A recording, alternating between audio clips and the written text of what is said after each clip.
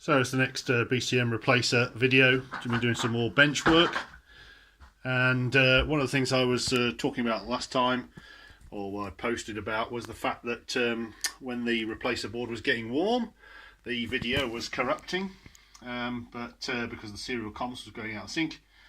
And I found out that I'd been an idiot, and I was still using the internal PIC resonator to generate the clock, instead of the nice 16 megahertz crystal which we've got on the BCM Replacer board.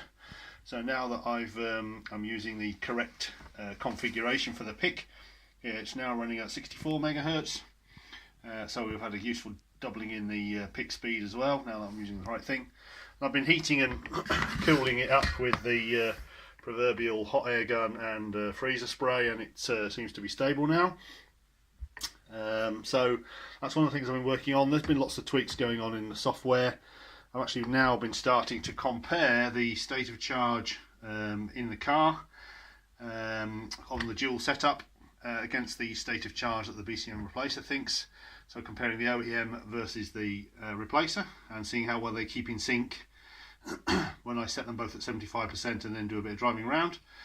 The replacer is obviously going out of sync at the minute, which is not a problem because I didn't expect it to be perfect straight away. It's losing about 1% out of every 10% change in the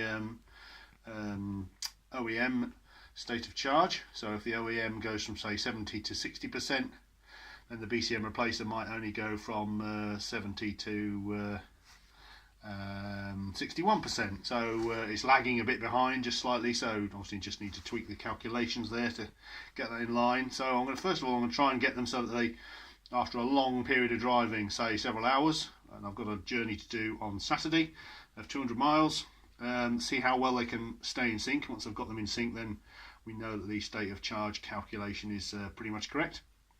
One other development today is Daniel, who does 3D printing and prints the 3D obdiic&c and boxes, which you've seen before.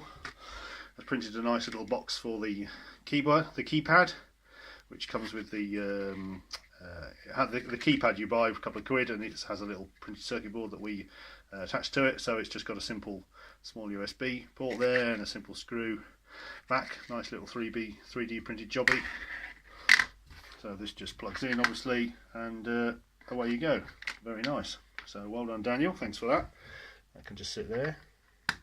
I will put one of these in my car at some stage, but just for now, there we are. So that's the little keypad. Very neat. So that's where we are at the moment. Here we have got the Celea Logic Probe, and I've been doing some work on the communications. So in the background, the PIC is running a 1 millisecond interrupt, and I use that for timing various functions, and then every 32 milliseconds it sends out one of these packets, which is BAT-SCI packet, and they alternate between a AA or an 87 packet. And also in the background, I haven't got it showing on here, is information coming in from the MCM on the MET-SCI line. So things are timed using these 1 millisecond pulses, and you can see that my probe thinks that they are almost quite accurate, 1.001 millisecond. So I need to maybe just adjust the clock very slightly, but that's not bad. So everything in the software is timed using that. So that's where we are at the moment. Software just tinkering around. There's the BCM Replacer operating as we speak. And the screen, this is just the bench setup, and no IMA errors as we can see here. The ubiquitous IMA light is not on.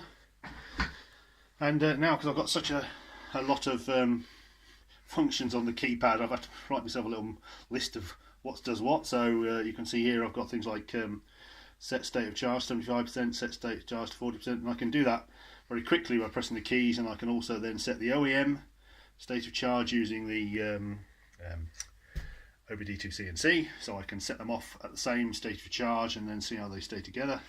Then I've got a warm boot, video reboot, so if the video corrupts for any reason I can reboot that.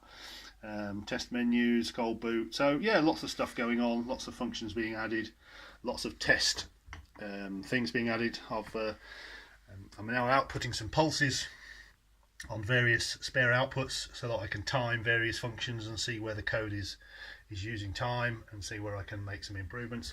Yeah, but it's coming on quite well, and it's now running at 64 meg with the proper crystal. So that's where we are. Do some more testing later.